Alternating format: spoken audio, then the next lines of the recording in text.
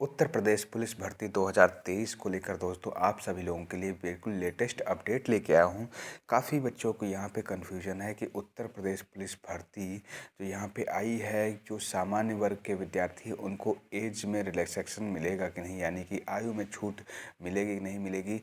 आयु को छूट को लेकर काफ़ी परेशानी है बच्चों को कि काफ़ी लोगों का सपना था कि उत्तर प्रदेश कांस्टेबल बनने का, लेकिन वो सपना काफ़ी लोगों का हाथ से जा रहा है। लेकिन यहाँ पे दोस्तों आपको बता दें कि ये बिल्कुल आपको लेटेस्ट अपडेट है। इस नोटिफिकेशन में क्या क्या हम जानकारी देने वाले हैं, एक तो आपकी आयु को लेकर अपडेट के बारे में, आपके सिलेबस को लेकर, और आपकी यहाँ पे वैकेंसीज़ को लेकर क्या अपडेट हैं, और आपको अपनी किस तरीके से तैयारी करनी है, पूरी फुल डिटेल यहाँ पे करेंगे। फुल डिटेल से आप बात करेंगे। यहाँ पे जो भी प्रॉब्लम्स हैं यहाँ पे आपके इस वीडियो में कन्फ्यूजन दूर हो जाएगी। चलिए दोस्तों देखते हैं आपका ये जो नोटिफिकेशन है, ये 23 दिसंबर यानी कि कल का नोटिफिकेशन है। और इस नोटिफिकेशन में दोस्तों आपके लिए पुलिस भर्ती का नोटिफिकेशन जारी हो चुका है, और आप सभी लोगों के लिए ऑनलाइन प्रक्रिया भी चालू हो गई है कि कब से आप लोग ऑनलाइन फॉर्म कर सकते हैं। यहाँ पे सबसे पहले देखेंगे जो आपकी वैकेंसीज का शेड्यूल है वो, यानी कि बात करें कि अनारक्षित यानी कि जनरल वालों की तो 24,102 पद हैं। ईडब्ल्यूएस की बात करें तो 6,024 पद हैं, और अन्य पिछड़ा वर्ग की बात करें तो 16,264 पद हैं। अनुसूचित जात की बात कर लें यहाँ पे तो 12,650 पद हैं, और अनुसूचित जनजात की बात करें तो 1,204, यानी कि टोटल मिला के दोस्तों 60,244 पद हैं। यानी कि बहुत ही बड़ा मौका है अपने सपनों को साकार करने का, अपनी फैमिली का, अपने मम्मी पापा का सपना साकार करने का बहुत ही बड़ा मौका है कि आप लोग इस वैकेंसीज, इतनी बड़ी वैकेंसी काफ़ी दिनों के बाद, ये 2018 में एक वैकेंसीज आई थी, उसके बाद ये अब वैकेंसीज हमें देखने को मिल रही है। तो आप लोग इस वैकेंसीज़ में बिल्कुल मौका हाथ से ना छूटे। और काफ़ी बच्चों का सपना टूट भी रहा है, क्योंकि आयु में छूट ना मिलने के कारण सपना टूट रहा है। लेकिन अभी आपको निराश होने की ज़रूरत नहीं है। अभी आपको यहाँ पे बताएंगे कि आप लोगों के लिए क्या हो सकता है। ठीक है, ऑनलाइन आवेदन शुल्क जमा करने की जो स्टार्टिंग डेट है, यानी कि प्रारंभ कब से होगा आपका 27 दिसंबर 2023 से आपका फॉर्म ऑनलाइन होना स्टार्ट हो जाएगा। और ऑनलाइन आवेदन शुल्क जमा करने की जो अंतिम तिथि होगी, यानी कि शुल्क जमा करने की अंतिम तिथि आपकी 18 जनवरी तक कर सकते हो, 18 जनवरी 2024 तक कर सकते हो। और लेकिन फॉर्म की जो अंतिम डेट है रजिस्ट्रेशन की, वो आपकी 16/1/2024 यानी कि 16 जनवरी 2024 तक। तो कृपया करें आप लोग जल्दी से जल्दी फॉर्म को अप्लाई कर लेना। 27 तारीख से हो जाए तो ये नहीं कि वेट करना है अंतिम डेट तक, क्योंकि अंतिम डेट तक कभी कभी ये प्रॉब्लम्स होती है, सर्वर प्रॉब्लम हो जाती है और आप लोगों की फ़ीस सबमिट नहीं हो पाती है। तो किसी ना किसी कारणवश आप लोग बाहर हो जाते हैं।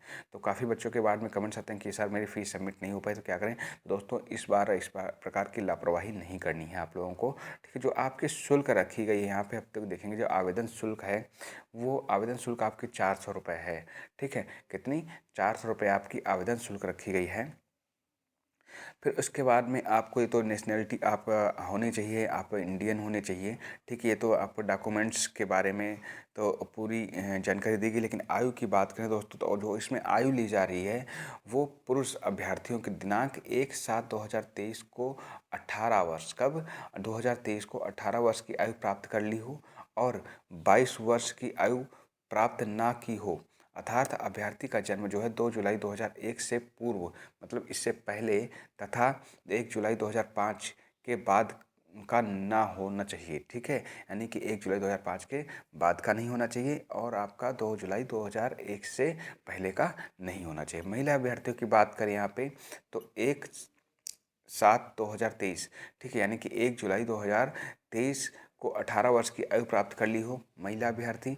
ठीक है, और उनकी जो आयु है 25 वर्ष तक की ली जा रही है, यानी कि 25 वर्ष प्राप्त आयु अर्थात, यानी कि महिलाओं के लिए जो आपके पुरुष विद्यार्थी हैं उनके लिए 22 वर्ष, और जनरल की बात करें और महिलाओं की बात करें तो 25 वर्ष। ठीक है, यहाँ तक मतलब 25 वर्ष आप ना क्रॉस किए हों, और पुरुष अभ्यर्थी जो है 22 वर्ष क्रॉस ना किए हों। ठीक है, तो इस चीज़ को आपको ध्यान रखना, 22 वर्ष तक का लिया जा रहा है। पुलिस जनरल की बात कर रहे हैं, और अदर कैंडिडेट्स जो हैं उनकी छूट है आयु में, कितनी कितनी छूट है पूरी डिटेल से बात करेंगे।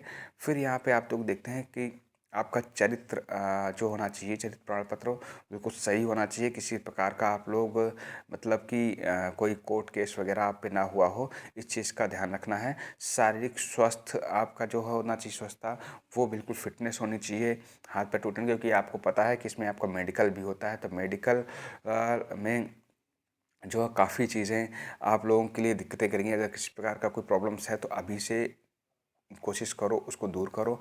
मेडिकल को भी साथ में, रिटन एग्ज़ाम के साथ में मेडिकल भी फिट रखना है। लिखित परीक्षा की बात करें तो जो आपका लिखित पेपर होने वाला है यहाँ पे, देखें लिखित परीक्षा जो आपकी 300 अंकों की होगी, यानी कि आपका 300 अंकों का होगा, जिसकी समय अवधि आपकी 2 घंटे होगी, 2 घंटे का, ठीक है, 2 घंटे आपका टाइम दिया जाएगा। 300 नंबर का पेपर होगा।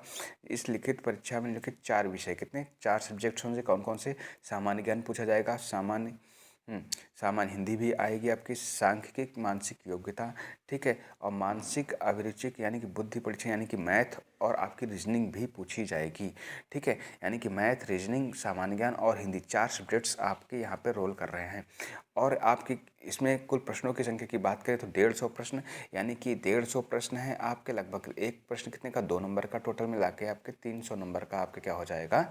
पेपर हो जाएगा। जिसमें ध्यान रखना है कि आज अभ्यर्थी को के लिए 1.5 यानी कि 0.5 निगेटिव मार्किंग कितनी है? 0.5 मार्क्स की आपकी क्या है?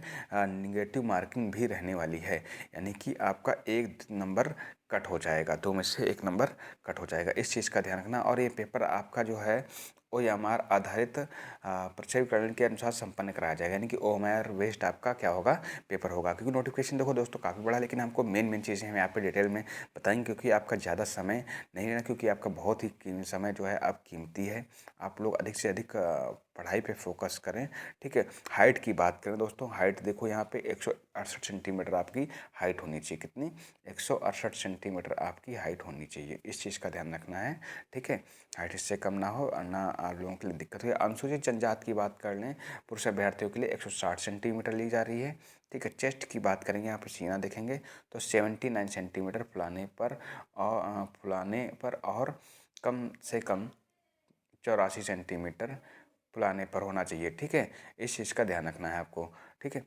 तो ये चेस्ट का आपका यहाँ पे ब्यौरा दिया गया है। और न्यूनतम 5 सेंटीमीटर सीना फुला होगा, जो मतलब जो आपका सीना होगा नॉर्मल, उससे जो है 5 सेंटीमीटर आपका फुलाव होना चाहिए, ठीक है, न्यूनतम।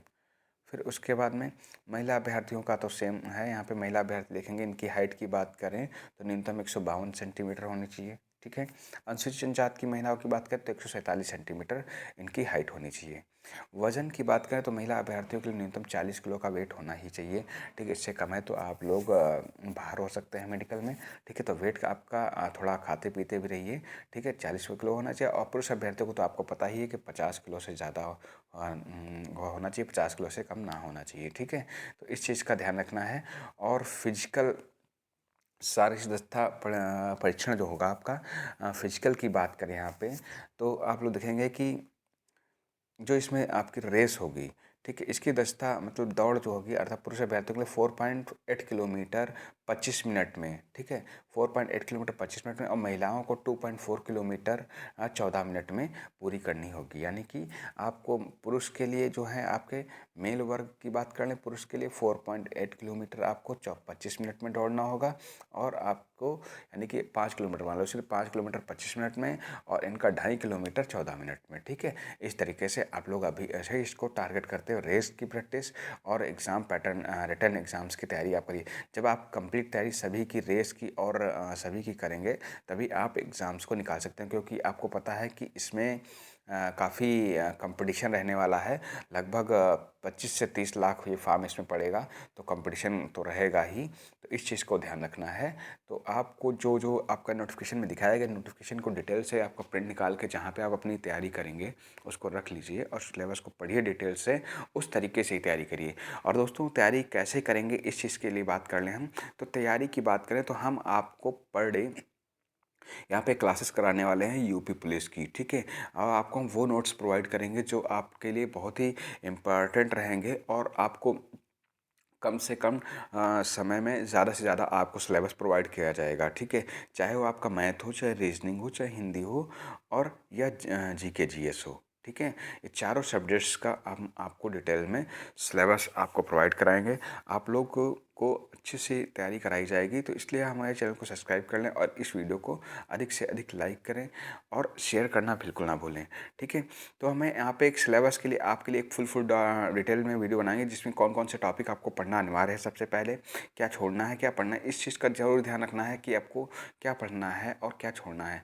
अगर आप ये समझ गए तो समझ लीजिए आप सिलेक्शन के पास में है। तो ये नोटिफिकेशन दोस्तों मैं ग्रुप पे शेयर कर दूंगा, और नीचे एक व्हाट्सएप ग्रुप लिंक दिया गया है, उसको ज्वाइन कर ले। वहाँ पे कोई भी क्लासेस आपको मिलेंगी, पीडीएफ मिल जाएंगी। ठीक है, वो बिल्कुल फ्री ऑफ कॉस्ट होंगी क्लासेस पीडीएफ। ठीक है, कोई इसका पेड कोर्स नहीं है। तो आप लोग वहाँ से नीचे व्हाट्सएप ग्रुप लिंक दिया गया है, उसको ज्वाइन कर लें।